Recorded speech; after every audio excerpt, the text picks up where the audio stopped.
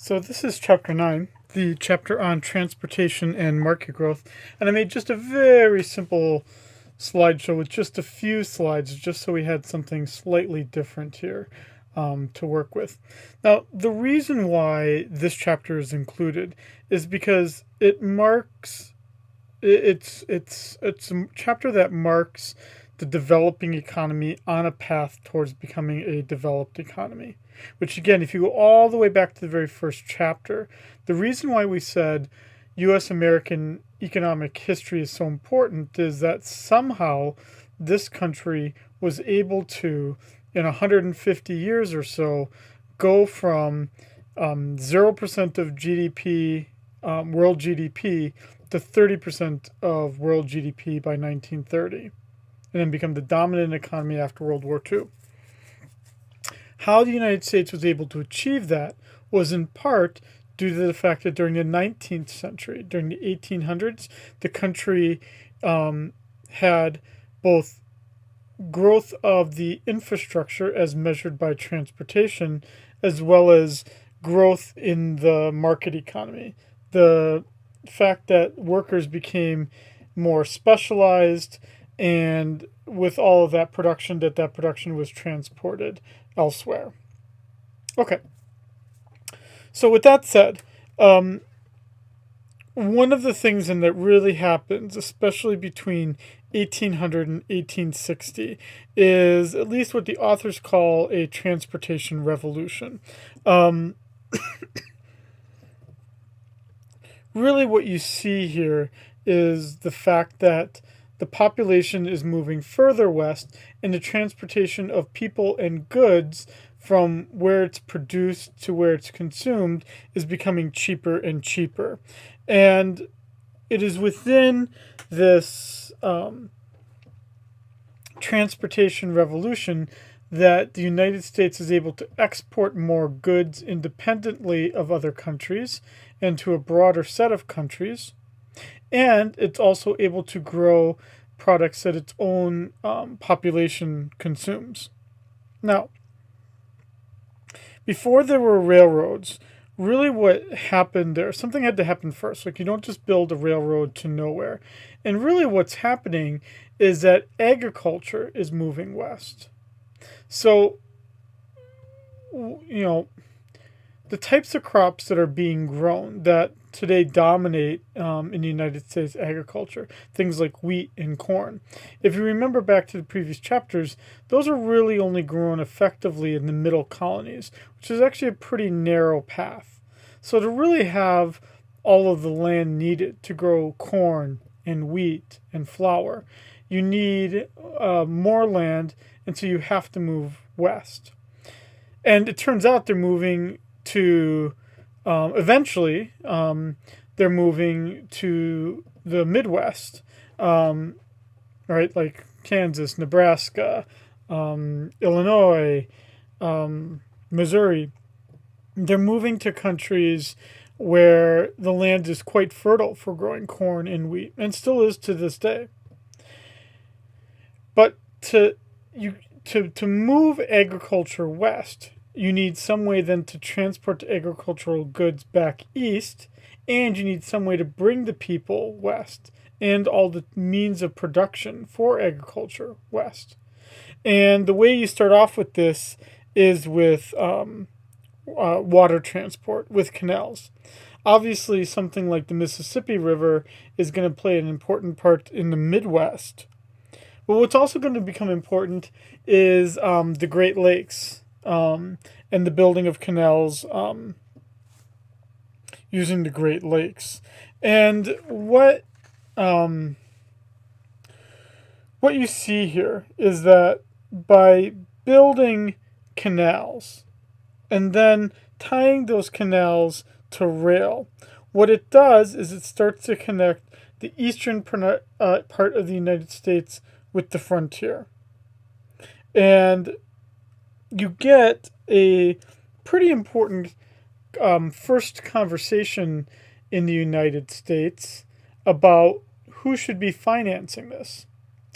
Back when back at the time of the Revolution and the beginning of the colonies, the the debate was, were we going to privately finance roads or publicly finance them?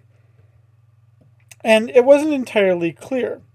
The earliest roads largely were financed privately, which then required that tolls be paid to finance them. And so then the question was, are we going to replicate that for the canals and for the railroads? What ends up happening is a little bit of a mix. You get some waterways that are easy to turn into canals end up being publicly financed. The more difficult ones, entrepreneurs had that belief that I could make a bunch of money if I could just make this work and take on all this risk. Those obviously fail. And so, not that they fail, well, they eventually fail, but they certainly fail to generate enough money to pay off the original investment. Railroads, we will see, also get a little bit of a subsidy in the form of different kinds of land grants. And even roads get a little bit of a subsidy, but again, they're largely toll-based. Part of the reason for this comes down to the fact that it was a little bit uncertain about whether it was legal for the federal government to get involved in this way. So states certainly had the power to do it. The Constitution itself does say that roads can be made and canals can be made, as a sort of a congressional power set aside to it by the Constitution. But you've got lots of competing interests for these subsidies. And strictly reading the Constitution, it wasn't clear whether the states might have had that right rather than the federal government. And so in that uncertainty between whether governments had the power to do that, and if they did, whether it was states or the federal government, entrepreneurs stepped in there and made the necessary investments. So the first significant canal it's a rather easy one, and it's largely following the Erie River. And the Erie River, let's just jump ahead here. The Erie River is starting to connect these, and I'll go back to the other sides here, but it's starting to connect the Great Lakes. And so the Erie Canal, which is right here, is following natural waterways, and it's connecting it so that then agricultural products can be grown out here, transported by water to the east. Then you get connected to that railroads, and that's what you start to see here. You start to see some of the railroads here that are linking waterways, termination points of waterways to another part of the waterway. So that's kind of what you're seeing, especially right here, like the Illinois and Michigan Railroad. LaSalle is where you've got the Illinois River, which is actually a rather large river. And so then you're simply offloading the goods and taking it on a short-run railroad to Chicago, and then transporting everything up Michigan, down Huron, over and over, in that very long kind of way. But you can see here, even in this map, that really dates back to the early 19th century, the first half of the 19th century. You see, obviously, the canals are important first, but the railroads are slowly going to take that over and start to build on that more. roads are not really a big part of this conversation yet. After the Erie Canal, which is our first big one, then you have everything that's connecting Pittsburgh, and all these railroads and canals are connecting Pittsburgh to everywhere else, what's sometimes referred to as the Northeastern Gateway. So in the Northeastern Gateway, everything is connecting to Pittsburgh and then going off, for instance, to Baltimore and Maryland, etc., from Pittsburgh east, connecting everything west at Pittsburgh and then distributing it east. If you look at how much stuff is being transported in this kind of way, you can look on page 148 of the textbook, and you would see that you've got growth. Whatever the method is, this is form of interior transportation, whether it be by canal or railroad, is all growing leading up to the Civil War. It's all growing dramatically. Now, it's not that it's cheap at first. It's obviously pretty expensive, and it's not that safe either. I go to this conference every year in Kansas City, and there's this really cool museum. Let's see here.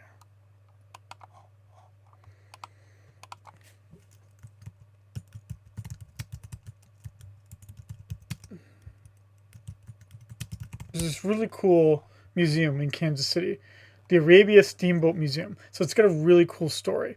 So basically, there was this boat out on the Missouri River. Big bad storm happens. It capsizes or sinks for some reason, and then the Missouri River is kind of changing where it is over time.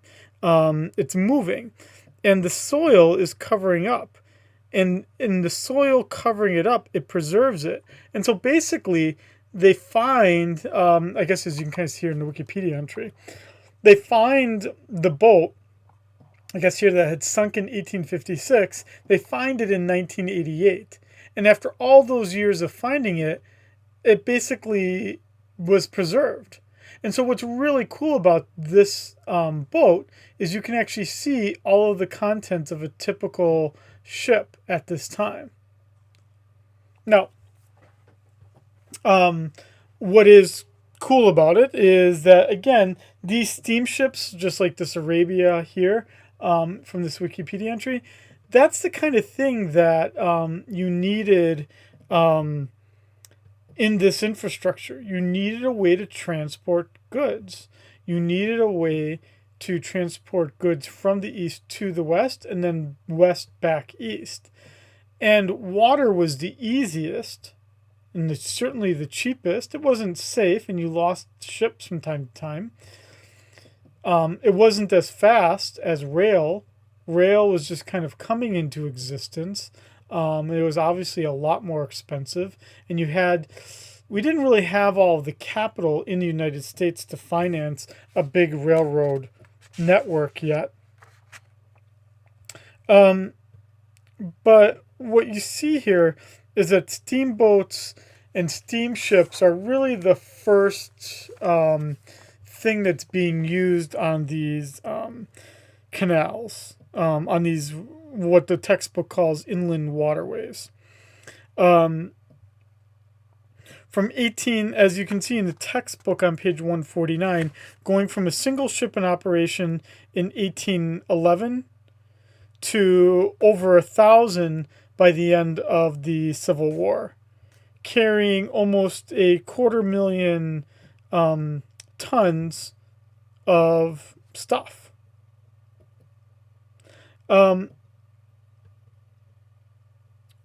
Sometimes it's carrying passengers. Certainly people have to get out there somehow, and they'll certainly ride on these steamships. But it's largely oriented around goods being moved in one way or another. Now, you want these steamships to end or be connected to rail in some way. The government isn't really trying to get too involved in regulating these steamboats. So, one of the problems that starts to emerge is that people realize money can be made if you just have a boat and you operate it on the waterways. Well, the realization then comes is that you're going to get a lot of competition from everyone who's trying to get in there and trying to make all this money. So you don't have a lot of monopoly rights over the waterways like you do a railroad, right? A railroad is an owned piece of property, so you obviously have a monopoly over that kind of route, and you can make some return. Um, you're you're not making a lot of money in steamships. The rates are quite low. The boats, the steamships themselves, they are able to carry more stuff. Just innovations in steamship technology and whatnot. The steamships are able to carry more stuff. The maps become better. The government invests money in making the inland waterways more navigable. But the competition for the canals is obviously the railroads. The railroads, and certainly with steam locomotives, it's incredibly difficult for steamships to compete against railroads, and what you see as well is that, just as we talked about in the previous chapters, about how the economy is fluctuating and the availability of credit is fluctuating, because these inland waterways and the steamships were all privately financed for the most part, the ability of an entrepreneur to be able to do this is going to be compromised to the extent that there could be possibly a recession or a lack of availability of credit. Now, going back to this here. So, the Erie Canal is the most important canal in all of this, in this United States at the time. It's about 350 miles or so, and it's going from Buffalo to Albany. It basically is getting products to the Lake Erie, as the name implies. It it did cost quite a bit. I mean, privately financed, it took about $7 million. Now, New York State, the state government, did help, but at the time that it was constructed, again, this would be 18 teens, early 1820s. At the time it was constructed, this really was the time of, at least what the textbook calls, canal fever, which was the case, is that, everyone's kind of searching for, big money making opportunities in this country, and it's, canals are the way to do it. That's the infrastructure investment where they can do it. And so the state government facilitates it, it authorizes doing it, but it doesn't have to put up a lot of money for it. From that Erie Canal, as you can see here, you then have all these offshoots that are on smaller waterways, all coming from the Erie Canal. And there's a realization, as competition starts to emerge here, is that the Erie Canal will then connect with the St. Lawrence Seaway. The St. Lawrence Seaway can take stuff all the way out to, can take stuff pretty much all the way out to Ohio and get you back a little bit further, closer to the ocean.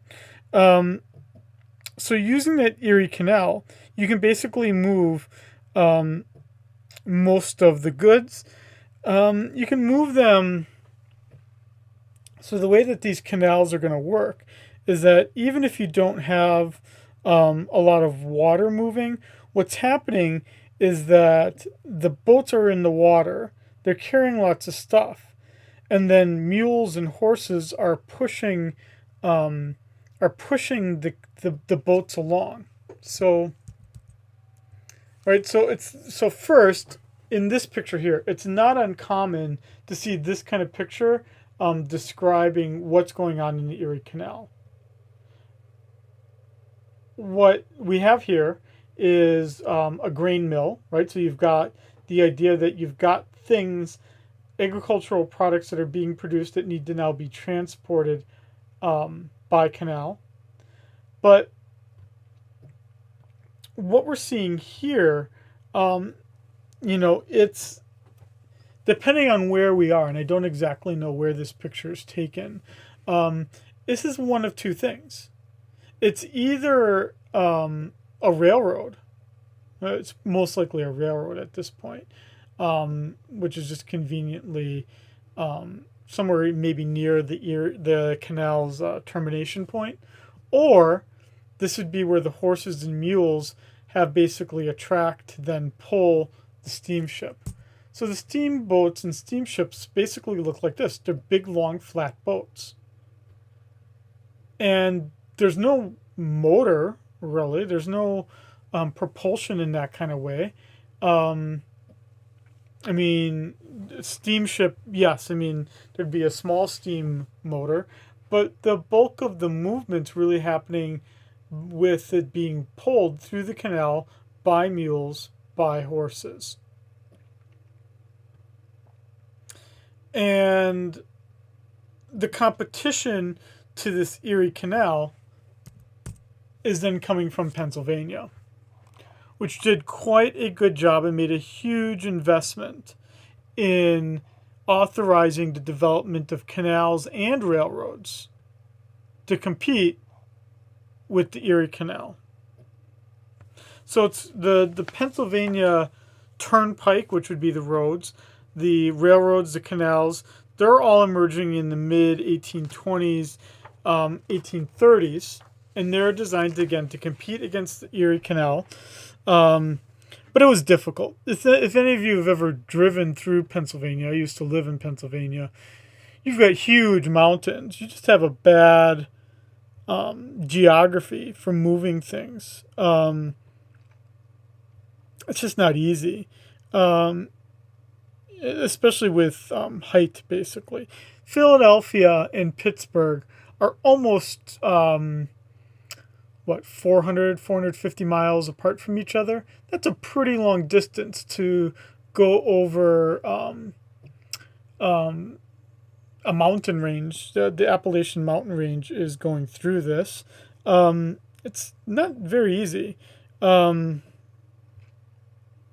so you see on the bottom of page 155, you can see on the bottom of 155 kind of what these canals again look like. You have canals, you have locks that are kind of trying to lift the waterways.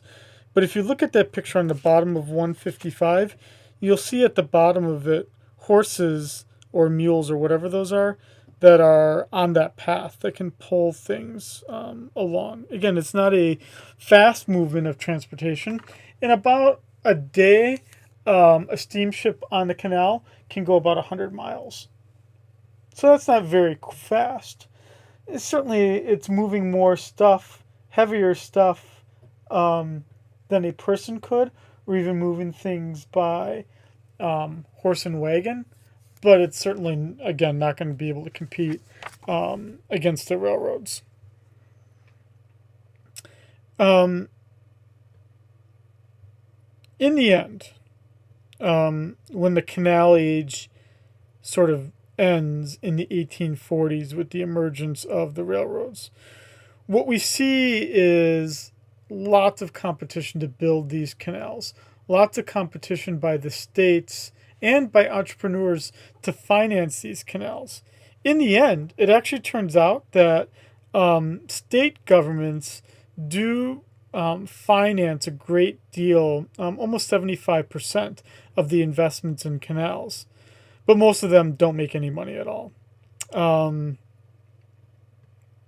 But what it does do is it demonstrates that investments in infrastructure can pay off. And it opens up the government to being able to make those investments. And so the canal building and its financing by the state governments sets the stage for that investment to be made for the railroads. And so this is what we start to see here. So in the 1840s, the map is empty. This is railroad routes. In the 1840s, you've got nothing. The first railroad is really just a very small railroad in Maryland, and that's it. And even after, so right in the story now we're ending the canal stage of the 1840s. We're trying to get to 1870, where you really see the railroad infrastructure being built out. You see the Transcontinental Railroad finished all the way out to San Francisco. But you certainly see that the majority of the railroad network is oriented around the what is today the upper Midwest and the East Coast. Again, largely dependent on agricultural products. Now, obviously, the Civil War is going to affect this. You know, when we think of all the differences between the North and the South, one of the differences is the willingness to make investments in railroads, or whether it's even necessary. And in the South, for the most part, the railroads weren't even necessary, let alone they didn't have the money to do it, let alone they were destroyed during the war. Not that the North won the war because of railroads, but having railroads certainly helped their case. Now, it wasn't always the case that railroads were going to be the way to transport things. They were obviously much faster. Because it was an incredibly new technology, it did break down. It did require these huge capital investments. So it wasn't necessarily a slam dunk case that you were going to want to move away from canals towards railroads. Plus, you just had all these state governments and entrepreneurs that had just invested heavily in canals. So then to shift the railroads obviously didn't make people too happy. But the difference really came down to how cheap it was. And so whereas in 1830, you have less than 30 miles of rail, by 1860, you have over 30,000 miles of rail. And obviously by this 1870 picture, it's going to be a little bit more than 30,000. Which then obviously grows in that next 20 years, which takes us through the 1900s. Now, all of these railroads, you don't have, in terms of you have monopoly over rail routes because you own the rails, but the rails weren't very well connected with one another. So you shouldn't look at either of these maps and think of it today where you've got single railroads that own, huge chunks of the tracks, right? Like if I wanted to transport something from New York City to Seattle, I probably would use the Union Pacific Railroad or the Canadian Pacific Railroad, because that would give me a pretty good way, at least getting it from Chicago to Seattle. To get it from New York to Chicago, I'm probably going to use, CSX maybe, maybe Norfolk Southern, depending on where I'm at. But Norfolk Southern and Union Pacific as railroads, those are using the same kinds of rails, the same width of rails. And there's agreements between those two companies about using the rails on those two different companies' routes.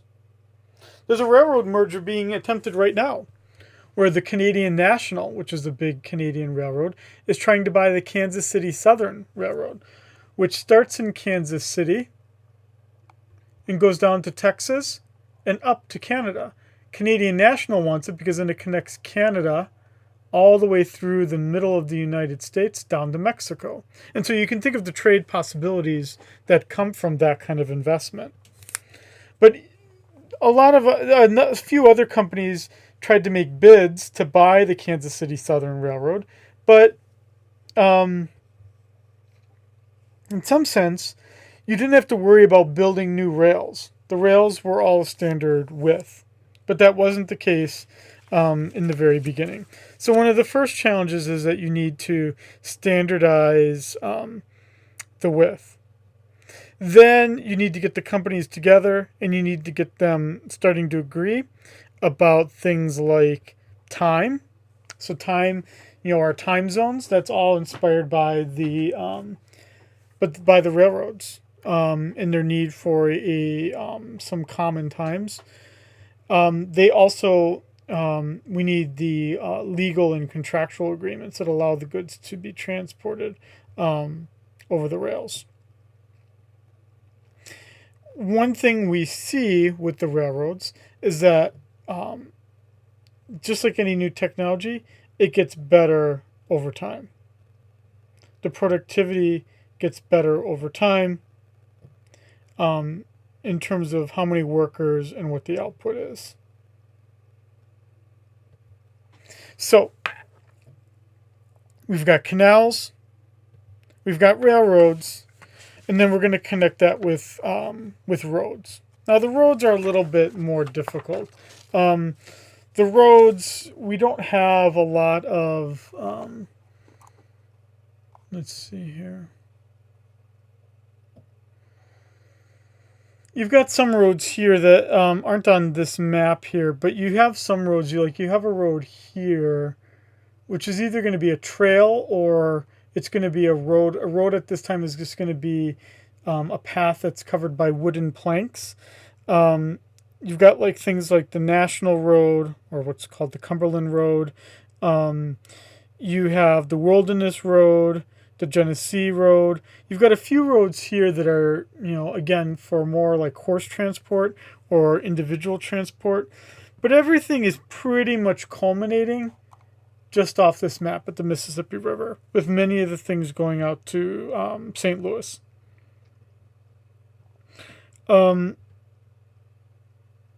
The government, for the most part, is not getting involved at all in building the roads. Unlike the canals and even the railroads where the government did make some involvement, roads were pretty much no government involvement. In fact, the National Road, the road that went all the way to St. Louis from just outside of D.C., was really the only road in the United States financed by the federal government, the National Road. That would have been basically the road that, for instance, the nature of that road would have been something that Lewis and Clark would have taken when they started their journey all the way out. They started basically in St. Louis. Many of the roads, since they're not being financed by the national government, are being financed privately with toll roads existing. With one of the first toll roads being between Philadelphia and Lancaster, Pennsylvania, which is right here. And, you'll pay that toll road if you're transporting goods, but it's harder to justify that if you're just an individual trying to get from one place to another. So the turnpikes are generally not making any money as compared to the investment that had to be made to build it. And even if you're moving goods by toll road, it's hard to compete against canals and railroads. At that point, the toll roads just don't do that well. Many of the railroads that existed in the 1900s exist to this day. Many of the roads that started in the 1900s and 1800s exist to this day. Obviously improved upon, but they do exist to this day. One of the ultimately, what we're talking about here is interior transportation, moving things from east to west within North America. Eventually, we also need to build things and build up the infrastructure at the ocean ports because we need to transport it. To the larger markets in Europe, and so the government both invests in the ports, but it also invests in a merchant marine, which exists to this day, which is basically a member of the armed services that exists to ensure that commercial traffic is not interrupted. And it obviously increases. And the United States becomes quite good, continues to be good at shipbuilding in this time. And so you really, during the 1800s, you get this buildup of the transportation system that's becoming more efficient over time. So you've got the building up of the interior transportation system, you've got the building up of the ocean transportation system, and it's becoming connected with each other. And so that's happening at the same time as you've got infrastructure building for agricultural goods. And so that's going to be part of the reason. That's going to be part of the reason about how the United States was able to grow so quickly in the 1900s. Now, it's still missing a few things. As we're going to see in the next chapter, it's still missing a monetary system that can finance these investments well. Until we get that kind of thing, we're not going to have an economy that grows significantly enough to move things forward. Okay, if you're interested in reading and learning more about these kinds of things, these are pretty much the two books to read. Canals for a Nation, there's not too many books out there about the canal era in the United States, and Ronald Shaw's book is among the best. And then Christian Walmer, he's British, but this is his first book talking about the United States and railroad transportation, and it's also a pretty good book. I've read both of them. Not that long ago, about a year and a half ago, 2 years ago. They're quite good. They would be the kind of books you would read after you've taken this class, or even again if you just find this kind of topic interesting. These would be the two books I would suggest you go to learn more. Okay.